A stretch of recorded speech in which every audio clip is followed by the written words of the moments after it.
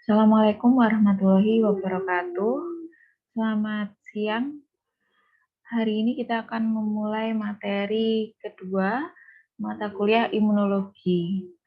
Untuk materi yang pertama kemarin adalah ruang lingkup imunologi. Untuk materi yang kedua ini, judulnya adalah sistem imunitas alamiah. Baik, saya akan share screen terlebih dahulu untuk materinya.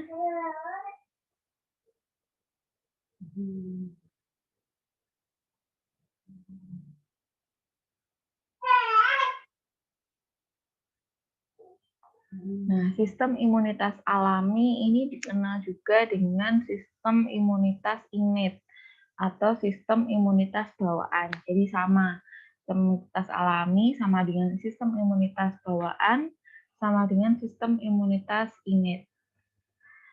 Selanjutnya, untuk subjek di materi kedua ini, yang pertama ada istilah-istilah imunologi, yang kedua ada sistem imunitas, ketiga komponen sistem imunitas bawaan, yang keempat ada sel penyaji antigen. Untuk pengantarnya, jadi istilah-istilah imunologi, yang pertama pengertian imunologi sendiri itu apa? Ini kemarin sudah kita bahas di pertemuan pertama, di materi pertama tentang pengertian imunologi. Jadi imunologi adalah ilmu yang mempelajari tentang sistem imun, termasuk respon terhadap mikroba patogen atau dikenal sebagai antigen, dan kerusakan jaringan serta peranannya pada penyakit. Imunitas merupakan pertahanan tubuh terhadap penyakit. Sedangkan sistem imun adalah kumpulan sel-sel, jaringan, dan molekul-molekul yang berperan dalam pertahanan tubuh terhadap penyakit. Fungsi utama dari sistem imun adalah mencegah serta membasmi infeksi.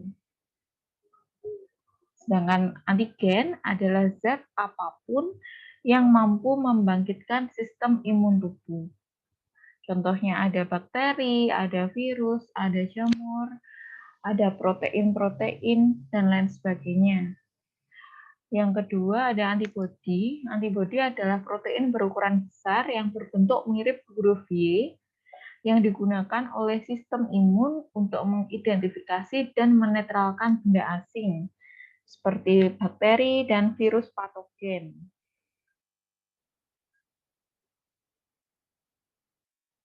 Bakteri dan virus patogen, patogen sendiri pengertiannya adalah yang menyebabkan penyakit. Jadi bakteri patogen itu adalah bakteri yang bisa menimbulkan penyakit, virus patogen juga seperti itu. Jadi virus yang dapat menyebabkan penyakit.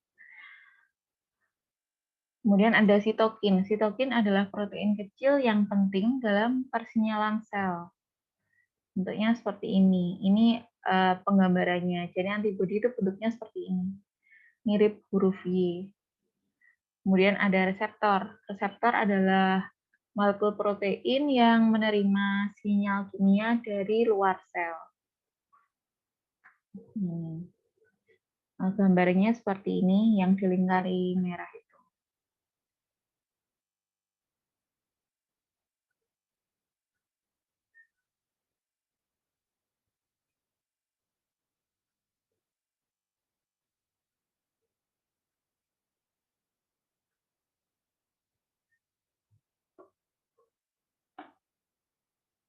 Selanjutnya ilustrasi imunitas. Jadi ilustrasi imunitas itu seperti ini. Jadi ini adalah antigen yang bisa berupa virus, bakteri, dan lain-lain. Nah, sistem imunitas itu ini. Jadi yang menangkal patogen untuk masuk ke dalam tubuh, atau ketika patogen sudah masuk ke tubuh, maka mereka akan membentuk pertahanan. Ini adalah ilustrasi dari imunitas.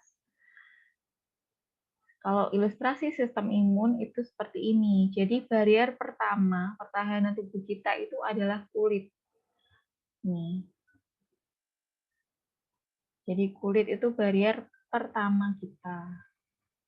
Kalau kulit sudah berhasil ditembus, maka nanti akan melibatkan sistem-sistem imun yang ada di bawah kulit, yaitu di jaringan dan di sel-sel. Seperti itu. Kemudian ada sistem imunitas. Sistem imunitas sendiri dibagi menjadi dua, yaitu sistem imunitas bawaan atau alami atau innate, dan sistem imunitas yang didapat atau spesifik atau adaptif. Jadi tiga istilah ini sama. Nah, yang kita bahas hari ini adalah sistem imunitas bawaan atau alami atau innate. Jadi sistem imunitas bawaan itu selalu ada pada setiap individu normal dan merupakan bawaan sejak lahir. Perannya sebagai pertahanan pertama dalam melawan mikroba patogen atau antigen saat masuk ke dalam tubuh. Sifatnya itu bersifat tidak spesifik, memiliki respon yang cepat dan tidak tergantung pada paparan antigen sebelumnya. Sistem imunitas bawaan ini berperan dalam stimulasi sistem imunitas adaptif. Nah, sedangkan sistem imunitas adaptif merupakan respon spesifik terhadap antigen tertentu dan lebih efektif untuk melawan infeksi. Sistem imunitas adaptif ini distimulasi oleh sistem imunitas bawaan. Lalu sistem imunitas adaptif ini dibagi menjadi dua jenis, yaitu imunitas seluler dan imunitas humoral, di mana imunitas seluler itu melibatkan sel T, sedangkan imunitas yang humoral itu dia melibatkan sel B. Yang kemarin sudah saya singgung di pertemuan pertama, sel T itu terbentuknya di mana? Di timus. Kalau yang sel B terbentuknya di bone marrow. Bagus kalau yang masih ingat ya. Kalau yang lupa bisa dibaca-baca lagi. Selanjutnya, sistem imunitas adaptif ini memiliki respon yang lambat, yaitu lebih dari 1-2 minggu. Akan tetapi, sistem imunitas ini memiliki sel memori yang dapat mengingat mikroba patogen yang pernah masuk, sehingga responnya akan lebih efektif daripada sistem imunitas yang alamiah tadi. Ini adalah komponen-komponen sistem imunitas bawaan dan adaptif. Kalau yang ini, innate ini yang imunitas bawaan atau imunitas alami. Jadi di sini ada sel mast, ada sel dendritik, ada makrofag, ada NK sel atau natural killer cell, ada protein komplement, neutrofil, eosinofil, basofil. Sedangkan, nah ini juga ada natural killer T cell sama ini gamma T cell. Ini juga masuk ke dalam innate. Jadi ini merupakan antara innate dan adaptif ya, yang dua ini. Selanjutnya kalau yang untuk adaptive immunity atau imunitas yang didapat itu ada B cell dan T cell. Di mana B cell ini nanti yang akan memproduksi antibodi, sedangkan T cell itu nanti ada CD4+ T cell dan CD8+. Nanti akan kita bahas di bab yang mendatang ya. Jadi untuk yang ini kita skip dulu, jadi kita sekedar tahu dulu. Jadi kita akan membahas yang ini dulu, yang innate immunity. Mekanisme utama imunitas bawaan dan adaptif. Jadi kalau innate immunity itu dia rentangan kerjanya itu 0-12 jam. Sedangkan kalau lebih dari 12 jam atau rentangan 1-5 hari dan seterusnya sampai 2 minggu. Nah, 2 minggu itu melibatkan imunitas adaptif. Jadi kalau innate immunity itu prosesnya adalah mikroba atau apapun yang bersifat antigen yang kemudian masuk atau menembus ke barrier epitel yang ada di kulit, maka dia akan mengaktifkan sel-sel seperti sel mast, kemudian sel dendritik untuk melakukan fagositosis melibatkan sistem komplement. Nah, di sini juga melibatkan NK sel dan ILC. Seperti itu. Jadi innate itu melibatkan sel-sel ini untuk mempertahankan tubuh. Kalau sel-sel ini sudah tidak mampu untuk mengatasi mikroba atau patogen atau antigen yang masuk ke dalam tubuh, maka dia akan meminta bantuan dari adaptive immunity, yaitu sel T dan sel B. Seperti itu. komponen dari imunitas bawaan. Untuk komponen imunitas bawaan itu ada sel dan non-sel. Kalau komponen sel itu ada sel epitel atau barier epitelial yang ada di kulit. Kemudian yang kedua ada sel penjaga di jaringan, itu ada sel dendritik, makrofag, sel mas. Terus ada sel fagosit yang terdiri dari neutrofil, monosit, atau makrofag. Ada juga sel limfoid alami termasuk sel NK. Sel NK kepanjangannya apa? Ada yang ingat tadi sudah saya singgung. NK adalah natural killer cell. Terus ada limfosit dengan keragaman yang terbatas. Ada ini sel NKT, sel B1, sel B zona marginal, seperti itu. Terus ada juga sel T, gamma, delta. Nah, ini adalah proses diferensiasi dari sel. Jadi seluruh sel itu sebenarnya berasal dari satu sel yang namanya adalah hemositoblas. Jadi ini adalah multipotential hematopoietic stem cell. Dari hemositoblas ini itu akan terdiferensiasi menjadi common myeloid progenitor sama yang common lymphoid progenitor, di mana yang myeloid itu nanti akan membentuk megakaryoblast, polyerythroblast, dan myeloblas. Sedangkan yang limfoid itu nanti akan membentuk limfoblast. Jadi proses-proses ini nanti akan menghasilkan seperti ini. Jadi yang ini, yang common myeloid progenitor ini nanti akan membentuk ini trombopoiesis. Jadi terbentuk trombosit. Ini proses dari trombopoiesis ya. Proses pembentukan trombosit.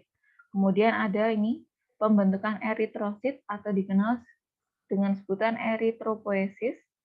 Terus ini ada granulopoiesis, itu nanti pembentukan dari basofil, neutrofil, eosinofil. Terus ada monositopoiesis, nanti akan terbentuk monosit. Selain itu juga terbentuk ini, sel mas. Nah, ini letaknya ada di bone marrow. Proses dari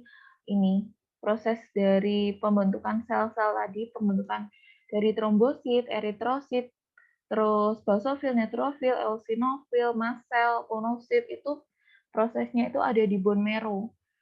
Nah, ini adalah penyusun dari komponen darah. Ini yang trombosit, eritrosit, terus basofil, neutrofil, eosinofil, monosit itu letaknya di darah. Kalau yang sel mas itu letaknya di tisu atau di jaringan. Seperti itu. Kemudian kalau yang common lymphoid progenitor, dia akan membentuk nih, sel B dan sel T. Ini letaknya di jaringan. Nanti yang sel B limfosit itu ada di plasma sel, ada di jaringan. Terus kalau yang ini, yang T limfosit itu nanti akan terbentuk lymphoid dendritic cell, letaknya juga di jaringan. Kalau prosesnya ini itu ada di bone marrow, kalau yang T itu ada di timus, sama-sama di jaringan keduanya. Nah, ini diferensiasi sel dan faktor pertumbuhan. Jadi ini itu melibatkan interleukin ya. Jadi dari awal ini ada ini GATA2, SOX17 dan lain-lain, itu nanti dia akan melibatkan interleukin 7, interleukin 3 dan seterusnya. Terus nah ini nanti akan membentuk sel-sel ini. Jadi tadi proses-proses tadi sebenarnya jika diuraikan itu selain melibatkan dari proses diferensiasi sel dari common myeloid progenitor dan common lymphoid progenitor, dia kalau dibedah itu juga melibatkan dari interleukin. seperti ini. Jadi platelet itu nanti dia juga ada interleukin 11. Terus kalau neutrofil itu di sini juga ada IL-5, IL-3. Terus monosit itu nanti terbentuk makrofag dan derivat dendritik sel. Itu nanti juga terbentuk interleukin. IL ini interleukin. Dan seterusnya. Contoh diferensiasi sel atau sel dendritik. Jadi myeloid prekursor, misalnya CD34+ progenitor sel, itu nanti dia akan sitokinesis menjadi immature dendritic cell CD14, kemudian akan mengalami pematangan. Ini mature di sini dendritic cell. Itu nanti akan terbentuk CD14 dan CD83+.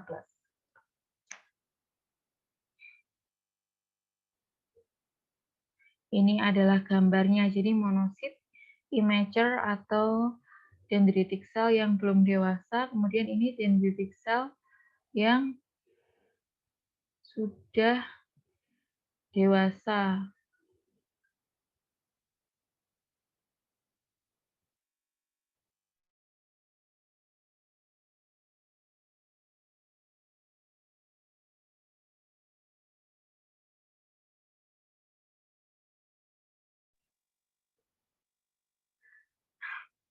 Nah, seperti ini penggambarannya. Nah, selanjutnya, bentar. Ini ada barier epitelial. Barier epitelial merupakan lapisan yang memisahkan bagian dalam tubuh dan dunia luar sebagai pelindung pertama pertahanan tubuh terhadap infeksi. Patogen dapat melintasi pembatas epitelial dengan mengikatkan diri pada molekul yang terdapat di permukaan epitelial bagian dalam atau membuat suatu infeksi yang terlebih dahulu menempel pada lapisan permukaan atau membentuk sebuah koloni. Keratin pada permukaan kulit dan mukus yang disekresikan oleh sel epitel mukosa mencegah mikroba untuk kontak dan infeksi epitel. Sel epitel juga menghasilkan peptida, antibiotik defensin, dan katelesidin yang membunuh bakteri dan memberikan barier kimia terhadap infeksi. Barier epitelial mengandung limfosit intraepitelial yang mengenali lipid dan struktur lainnya dari mikroba. Nah, ini adalah penggambaran dari barier epitelial atau barier epitelial kulit ya ini. Jadi seperti ini penggambarannya.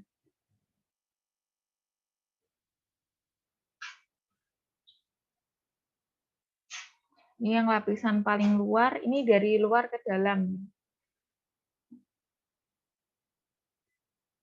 Ini lumen, ada lumen. Lalu ini lumen. Ini ada jaringan-jaringan ikat yang ada di bawah. Nanti di bawahnya epitel itu baru itu jaringan ikat, jaringan otot, terus pembuluh darah, dan lain-lain. Ini adalah bagian terluar jaringan epitel. Fungsi dari barier epitelial, ini physical barrier to infection. Jadi dia bisa berfungsi sebagai barier atau membatasi infeksi fisik. Kemudian ada juga fungsi yang kedua, ini membunuh mikroba menggunakan antibiotik yang diproduksi di barier epitel itu sendiri. Kemudian dia juga akan membunuh mikroba dan sel-sel yang menginfeksi dengan menggunakan intraepitelial limfosit. Jadi ini ada 3 fungsi dari barier epitelial. Yang pertama sebagai physical barrier, yang kedua membunuh mikroba dengan antibiotik yang diproduksi secara lokal, yang ketiga membunuh mikroba dan sel-sel yang menginfeksi dengan menggunakan intraepitelial limfosit. Kemudian ada makrofag. Makrofag adalah sel fagositer penting dalam sistem imun yang berasal dari sel monosit dewasa yang menetap di jaringan. Makrofag ini dibagi menjadi dua tipe utama, yaitu makrofag M1 atau proinflamasi dan makrofag M2 atau antiinflamasi. Makrofag ini memiliki beberapa peran penting dalam pertahanan tubuh. Yang pertama, memakan dan menghancurkan mikroba patogen. Yang kedua, membersihkan jaringan mati dan mengawali proses penyembuhan jaringan. Yang ketiga, memproduksi sitokin yang mencetuskan dan meregulasi inflamasi atau peradangan. Nah, sitokin itu contohnya adalah interleukin, terus CD4, CD8 itu termasuk ke dalam sitokin. Nah, sitokin sendiri itu dibagi menjadi dua, yaitu sitokin antiinflamasi dan sitokin proinflamasi.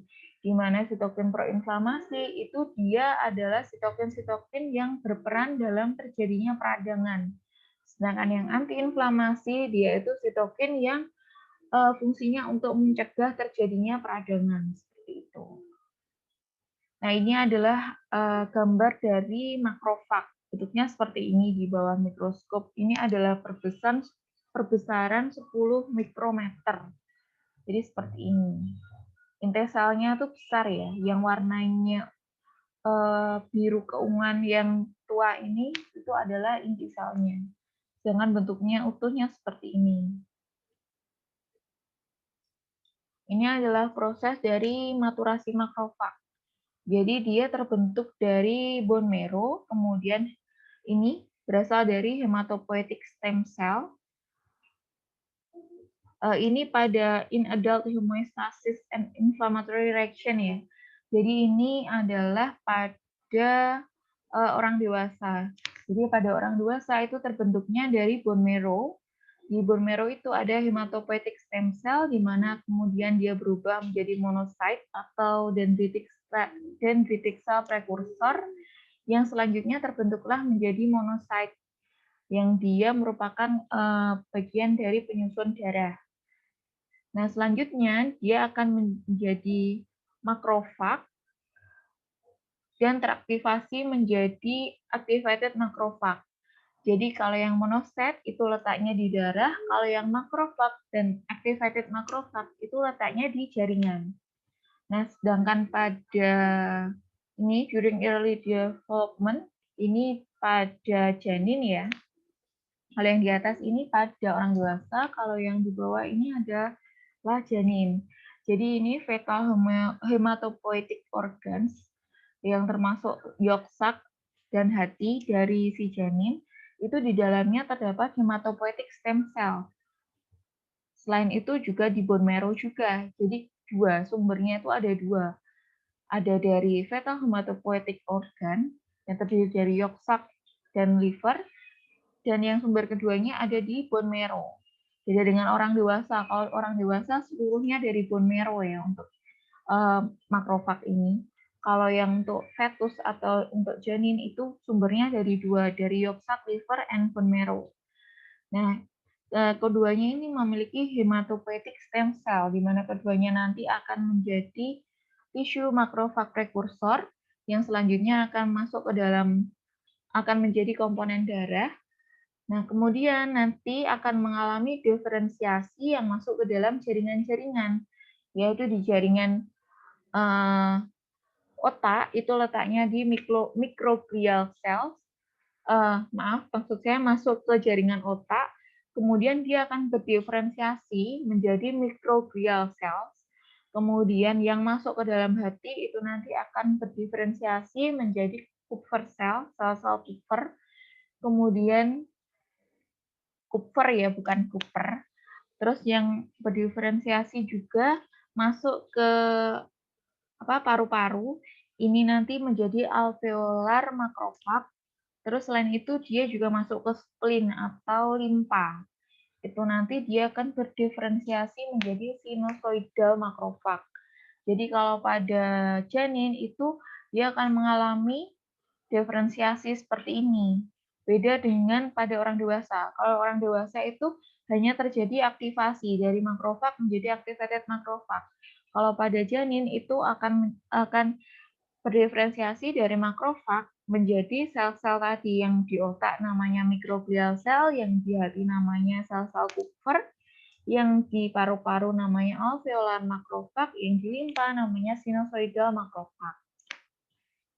Selanjutnya tipe-tipe makrofag. Tipe-tipe makrofag itu ada M1 dan M2, sudah ada di yang slide sebelumnya tadi. Di mana M1 itu yang perannya sebagai proinflamatori atau proinflamasi, kalau yang M2 itu fungsinya sebagai antiinflamatori atau antiinflamasi. Nah, M1 itu contohnya penyusunnya ada TNF alfa, ada IL-17A. IL itu adalah, ada yang masih ingat, interleukin. Jadi IL itu interleukin. Di sini ada interleukin 17A. Terus ini TNF alfa. TNF itu kepanjangannya adalah tumor necrosis factor. Nah, sedangkan kalau yang M2 yang fungsinya dia tadi untuk anti-inflamatori atau anti-inflamasi, itu penyusunnya ada IL-13, IL-4, itu seperti itu. Contohnya seperti ini. Tuh, tipe-tipe makrofag. Ada dua ya, pro dan anti-inflamasi, M1 dan M2. Perbedaan fungsi makrofag.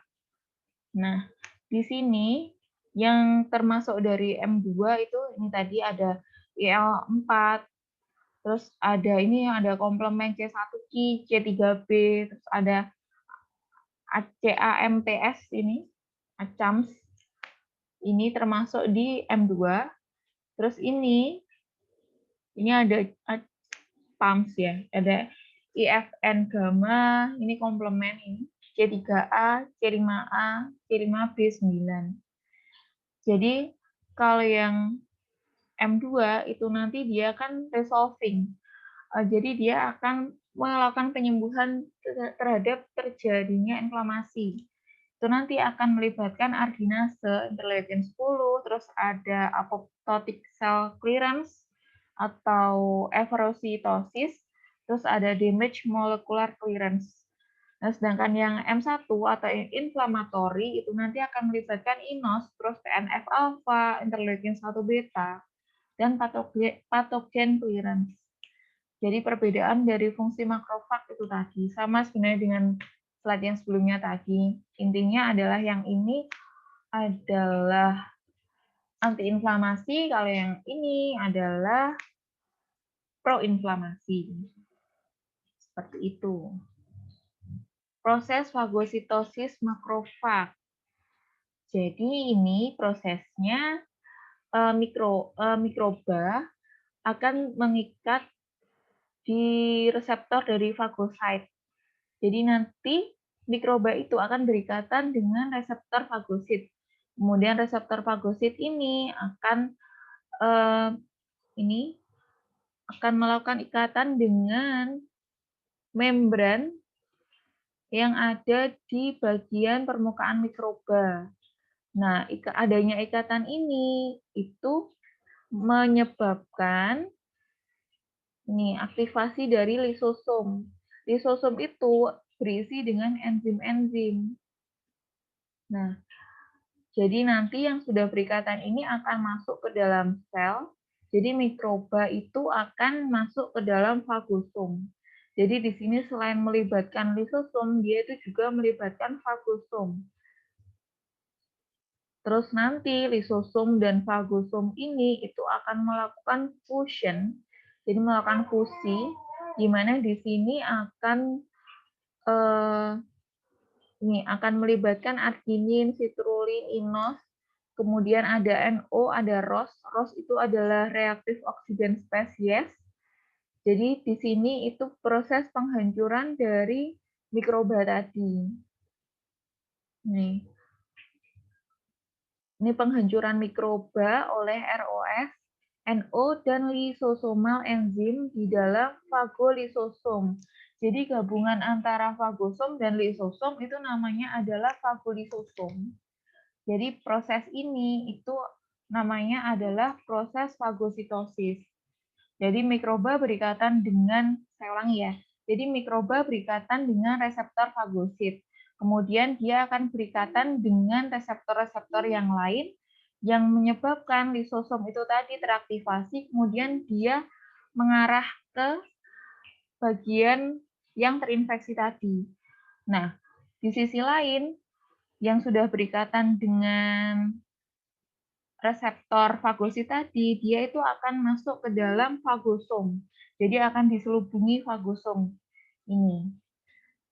Kemudian fagosom dan lisosom itu akan menyatu yang namanya fagolisosom. Kemudian enzim-enzim yang di dalam lisosom tadi akan mencerna bakteri yang masuk ke dalam fagosom tadi, melibatkan ROS, NO, dan lisosomal enzim. Seperti itu. Kalau sudah dihancurkan, maka sudah tidak infektif lagi.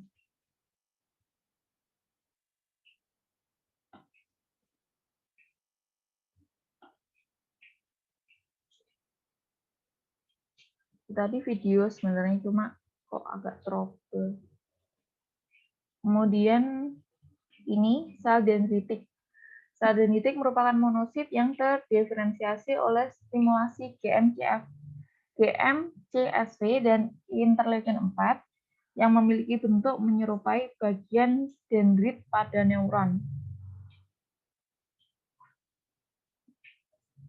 Sel dendritik ini memproduksi banyak sitokin dengan dua fungsi utama, yaitu mengawal inflamasi dan merangsang respon imun adaptif. Fungsi utama dari sel dendritik ini adalah sebagai sel penyaji antigen ke sel T, di mana menjadikan sel ini sebagai suatu jembatan penting antara imunitas bawaan dan imunitas adaptif. Sel dendritik ini memiliki banyak nama sesuai dengan organ yang ditempatinya. Contohnya, jika di kulit, sel ini dikenal sebagai sel Langerhans. Ini adalah morfologi dari sel dendritik. Memang bentuknya itu mirip dengan sel dendrit pada neuron ya, tapi ini berbeda. Kalau sel dendritik itu adalah sel-sel di sistem imun, kalau sel dendrit itu sel penyusun neuron atau sistem saraf. Jadi ini bentuk dari sel dendritik yang ada di kulit, bentuknya seperti ini. Beda lagi dengan yang ini. Ini ada di nodus limfa.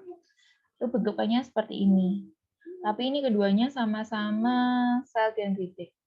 Bentuknya seperti ini. Ini dendritik di Langerhans cells in epidermis. Ini di bawah mikroskop seperti ini. Nah, ini proses maturasi dari sel dendritik. Ini juga ada dua ya. Yang di atas ini adalah untuk orang dewasa. Sedangkan yang di bawah ini adalah untuk fetal atau janin. Kalau prosesnya sama, jadi awalnya adalah hematopoietic stem cell, kemudian berubah menjadi monocyte atau dendritic cell precursor, lalu selanjutnya common dendritic cell precursor, lalu ini ada dua tipe, preclassical dendritic cell dan plasmacytoid dendritic cell. Untuk yang dua ini, preclassical dendritic cell dan plasmacytoid dendritic cell itu adalah sebagai komponen darah. Sedangkan nanti ketika dia sudah mengalami proses maturasi atau sudah mature, dia itu nanti letaknya ada di tisu atau di jaringan. Jadi nanti kalau yang preklasikal itu nanti dia akan terbentuk classical dendritic cell, kalau yang plasmacytoid itu ini akan terbentuk plasmacytoid dendritic cell letaknya di jaringan. Sedangkan pada fetal hematopoietic organs itu sama seperti yang tadi ya. Cuma dia tidak terbentuk di bone marrow. Jadi kalau untuk sel dendritik itu dia terbentuknya dari yolk sac and liver saja. Asalnya sama, hematopoietic stem cell, kemudian berubah atau matangkan menjadi embryonic tissue precursor, lalu dia akan mengalami pematangan atau diferensiasi. Kalau di kulit namanya adalah Langerhans cell atau sel-sel Langerhans. Seperti ini bentuknya.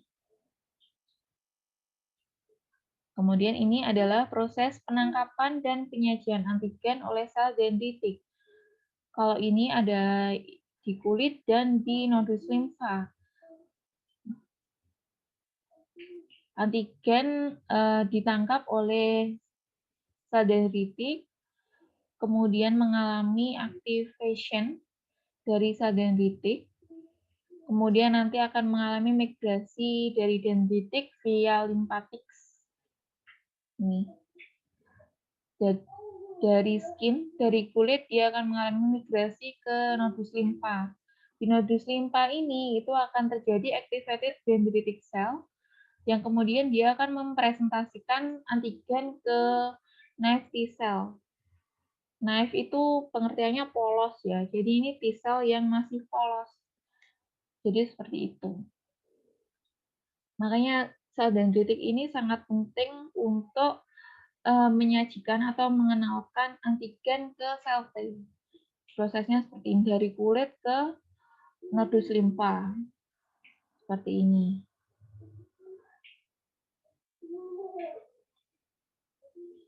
Mohon maaf, ini videonya kok nggak bisa diputar ya. Next saja ya.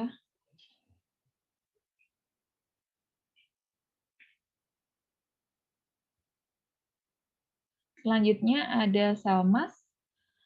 Sel mas merupakan sel yang berasal dari sumsum tulang dengan granula sitoplasma yang banyak. Dapat ditemukan di kulit, di epitel mukosa.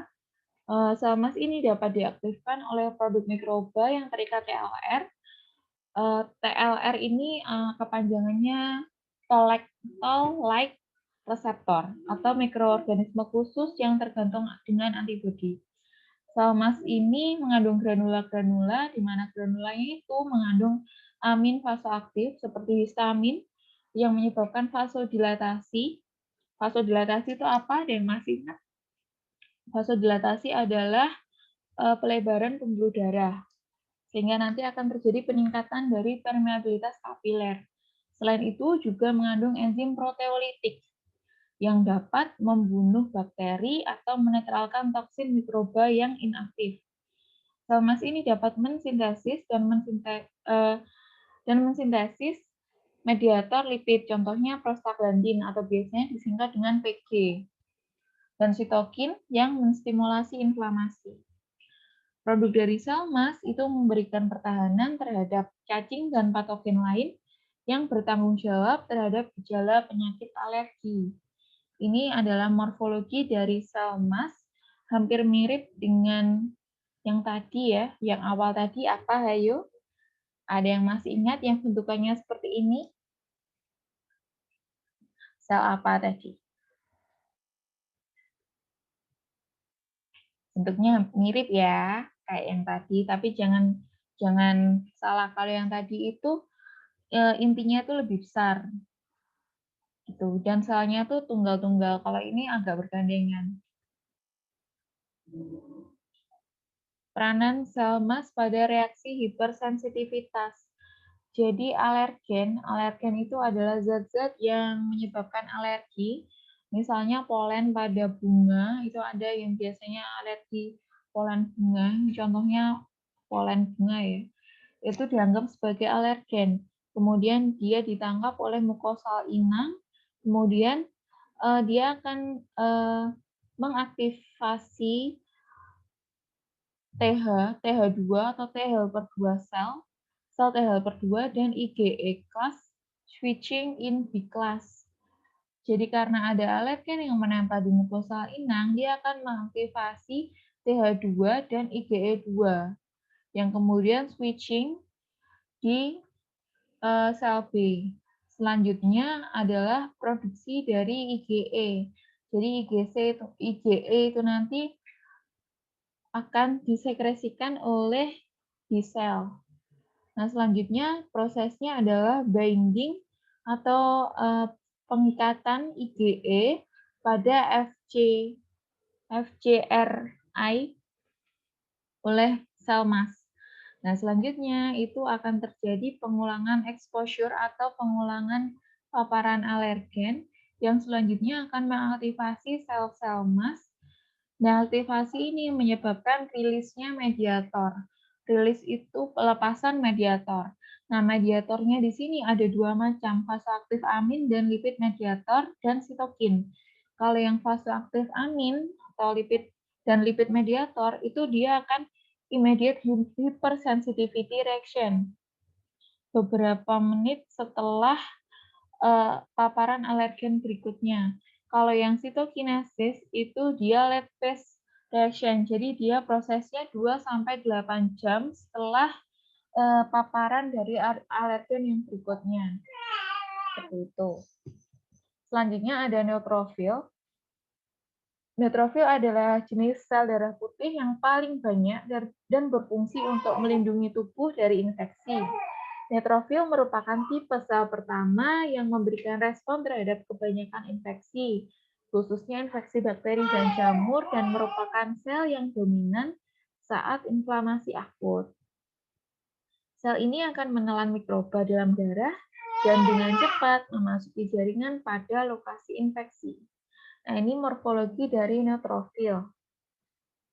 Seperti ini. Yang ini ya, morfologi dari neutrofil.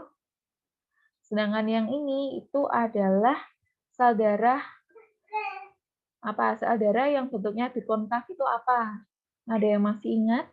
Ya, betul. Yang jawab sel darah merah atau eritrosit, betul ya. Jadi yang di sekelilingnya ini adalah sel darah merah atau eritrosit. Kalau yang neutrofil itu yang ini. Inti selnya warnanya ungu tua. Selanjutnya ini migrasi neutrofil ke dalam jaringan. Jadi prosesnya ada rolling, integrin activation by chemokine, stable adhesion, kemudian ada migration through endothelium. Prosesnya seperti ini. Jadi leukosit itu nanti di sini ada reseptor kemokin, terus ada selectin ligand, di mana dia ini akan melakukan migrasi ke endothelium atau ke jaringan endothelium. Bisa dibaca sendiri ya, di sini ini hanya penggambaran saja. Prosesnya ini, rolling, integrin activation by chemokine, stable adhesion, sama migration ke endothelium atau jaringan. Terus ada sel NK atau natural killer. Natural killer merupakan sel turunan limfosit yang mempunyai andil sangat besar dalam sistem imunitas bawaan. Sel ini dapat mengenali sel yang terinfeksi dan mengalami stres.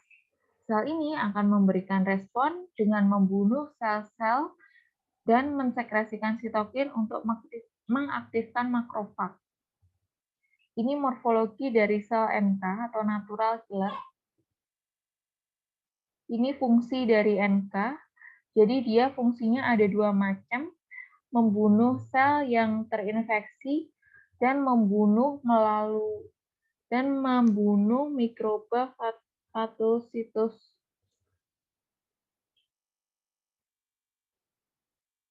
Jadi ini yang langsung. Jadi ada virus, sel yang terinfeksi virus, kemudian dia akan dilekati oleh sel NK, lalu dia akan langsung membunuh atau menghancurkan sel-sel yang terinfeksi tadi. Kalau yang ini itu dia melibatkan makrofag dalam proses fagositosis, seperti yang awal tadi proses fagositosis. Ini dia melibatkan interleukin 12 dan IFN gamma. Kalau yang ini itu kalau yang A ini tanpa melibatkan aktivasi dari makrofag, jadi dia tidak perlu proses fagositosis, jadi langsung berikatan antara reseptor dan ligandnya. Ini virus yang terinfeksi dengan NK sel itu saling berikatan, sudah langsung hancur. Kalau yang B ini dia melibatkan proses fagositosis. Jadi dia mengaktifasi makrofag dulu dalam proses penghancuran penghancuran infeksi sel-sel yang terinfeksinya tadi. Untuk yang tadi, sebagian itu tadi, itu adalah komponen sel imunitas bawaan. Sekarang kita membahas tentang komponen non-sel imunitas bawaan. Komponen non-sel imunitas bawaan itu ada sistem komplement dan sitokin.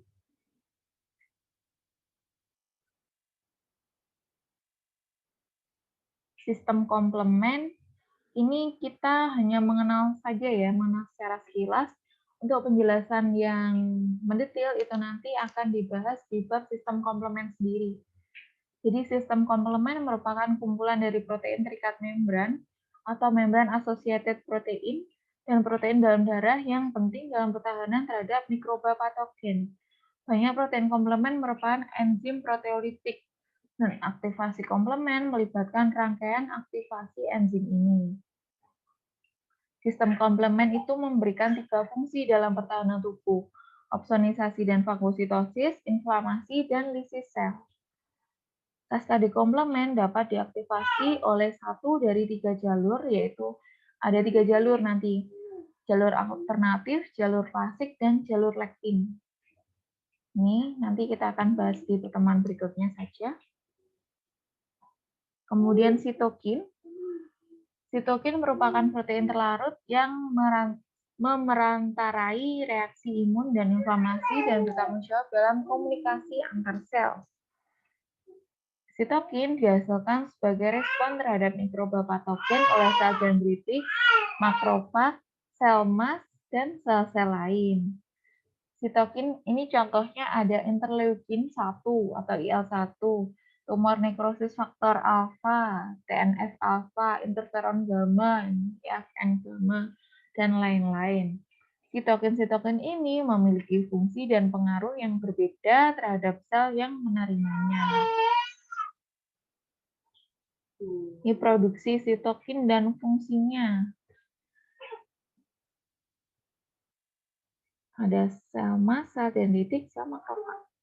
Ini nanti merupakan sumber dari mediator yang tergolong dari mediator ini histamin, sitokin, dan prostaglandin. Itu nanti letaknya di dalam pembuluh darah ya. Di dalam pembuluh darah. Jadi di dalam pembuluh darah itu nanti ada plasma protein, makrofag, monosit, di mana makrofag dan monosit itu fungsinya untuk mengeliminasi mikroba.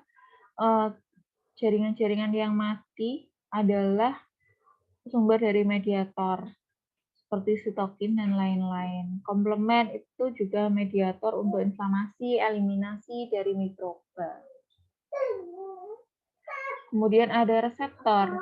Reseptor merupakan molekul protein yang menerima sinyal kimia dari luar sel dan sebagai sensor yang dapat mendeteksi mikroba.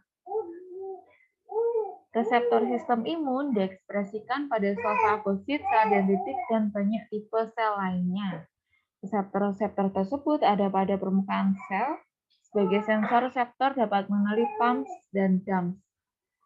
Kemudian ada contoh reseptor sistem imunitas bawaan itu ada yang namanya TLR atau Toll-like receptor, terus ada NLR, not-like receptor, ada RLR, Rich-like receptor, dan lain-lain. Ini adalah lokasi reseptor dari sistem imunitas bawaan. Kalau yang letaknya ekstraseluler itu ada TLR.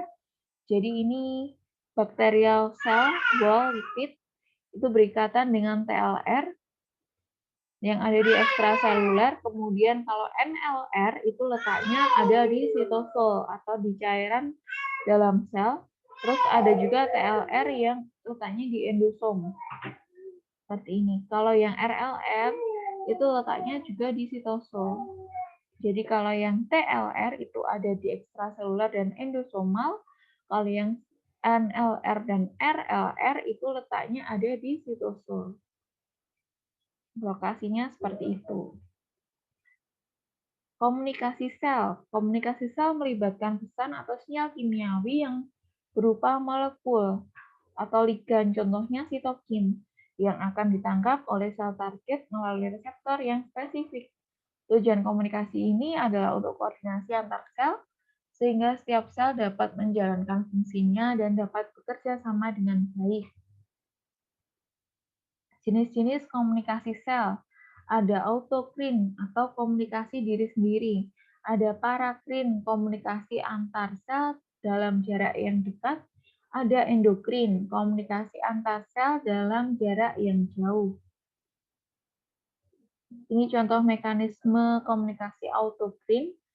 Jadi ini adalah proses antigen recognition oleh APC. APC adalah antigen presenting cell. Kemudian ini adalah proses sekresi sitokin dan proses ekspresi dari reseptor sitokin. Kemudian ini adalah proses proliferasi, kemudian proses diferensiasi. Hasil dari diferensiasi menghasilkan dua macam, yaitu efektor T-cell atau CD4 plus helper atau CD8 plus CTL. Terus yang kedua ada memory T-cell, ada CD4 plus atau CD8 plus. Aktivasi yang CD4 plus itu dia akan mengaktifasi makrofag, B-cell, dan sel-sel yang lain. Kalau yang CD8 plus dia akan menghancurkan infected atau target cell. Selain itu juga mengaktifasi makrofag. Jadi proses yang antigen recognition sampai differentiation itu letaknya di organ limfoid. Kalau yang setelah berdiferensiasi, dia letaknya ada di peripheral tissues. Seperti itu. Kalau yang mekanisme komunikasi parakrin, ini contohnya ini tadi proses penghancuran sel oleh NK, sel NK. Jadi aktivasi makrofag, kemudian dia akan melakukan proses fagositosis dari mikroba. Di sini melibatkan interleukin 12 dan interferon gamma. Kalau yang mekanisme komunikasi endokrin, itu contohnya adalah proses inflamasi. Di sini ada peranan aktivasi dari sel-sel dendritik, makrofag, dan natural killer cell. Kemudian nih, jadi ada IL-12, IFN gamma, terus ada dendritic cell, makrofag, lalu akan mensekresikan TNF, IL-1, kemokin, di mana di sini perannya adalah sebagai sitokin proinflamasi. Jadi dia berkontribusi dalam proses inflamasi. Seperti ini. Selain peranan dari TNF, IL-1, kemokin, itu ada juga peranan dari neutrofil. Ini peranannya sebagai proses inflamasi. Jadi contohnya, nih ya, jadi bisa ditangkap. Kalau mekanisme autokrin itu adalah proses dari pembentukan CD4 dan CD8. Kalau mekanisme komunikasi parakrin itu adalah proses penghancuran mikroba melalui proses fagositosis. Kalau yang mekanisme komunikasi endokrin itu adalah proses inflamasi contohnya. Terus selanjutnya ada sel penyaji antigen atau antigen presenting cell, disingkat APC. APC merupakan sel-sel yang menyajikan antigen atau mengenalkan antigen kepada sel limfosit T.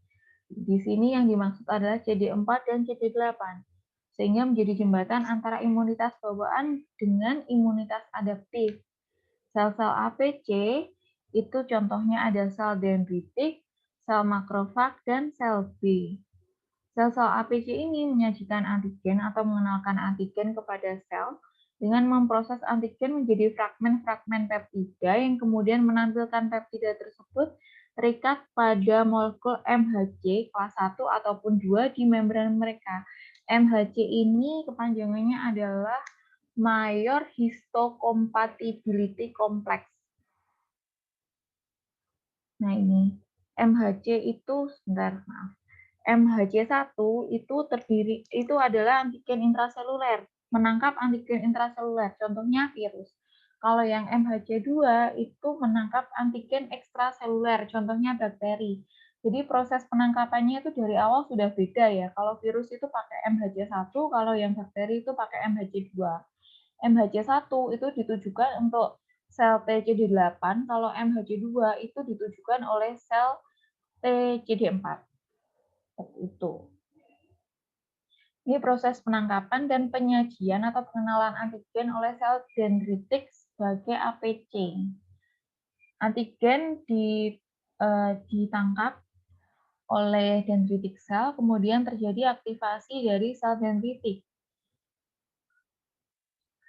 Setelah itu, dia akan mengalami migrasi dari sel dendritik melalui pembuluh limfa, kemudian di nodus limfa itu akan terjadi aktivasi dari dendritik sel yang akan mempresentasikan antigen ke T-sel naif atau T-sel yang masih polos. Selanjutnya, lanjutannya ini adalah antigen recognition. Yang antigen recognition ini terlibat ada CD28. Selanjutnya, ini ada T-cell response. Jadi dari proses ini itu barulah ada respon dari sel T. Jadi prosesnya itu sangat panjang. Proses dendritik menjadi mengenalkan antigen ke sel T itu prosesnya sangat panjang.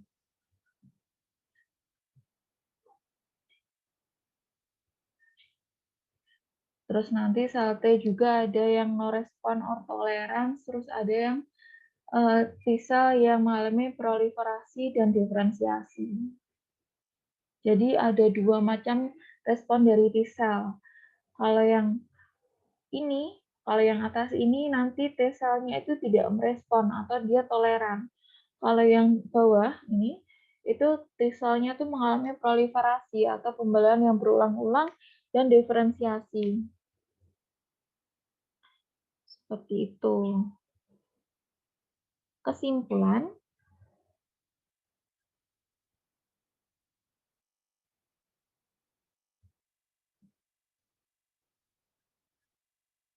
jadi kesimpulannya adalah sel-sel imunitas alami itu adalah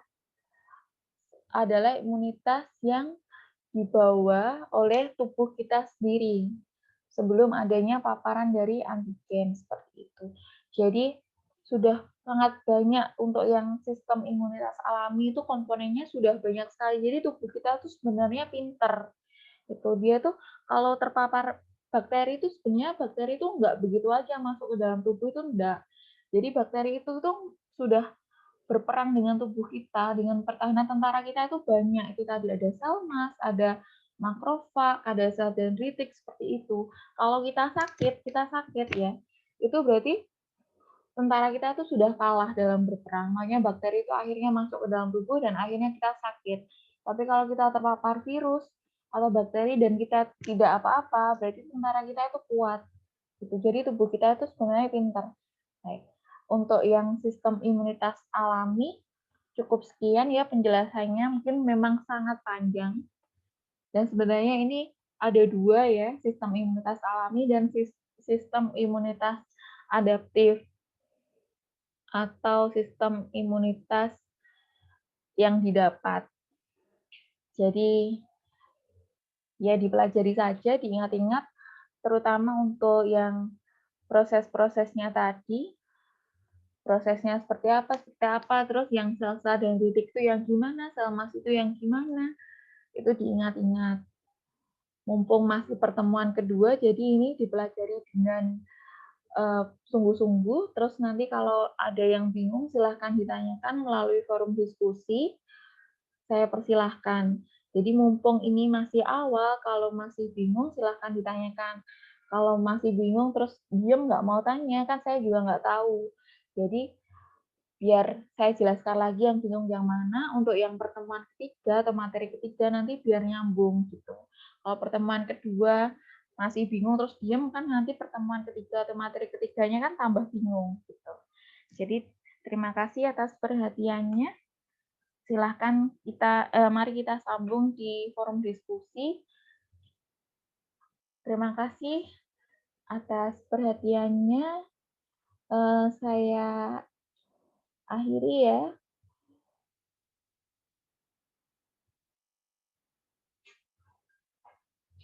Saya akhiri. Wassalamualaikum warahmatullahi wabarakatuh.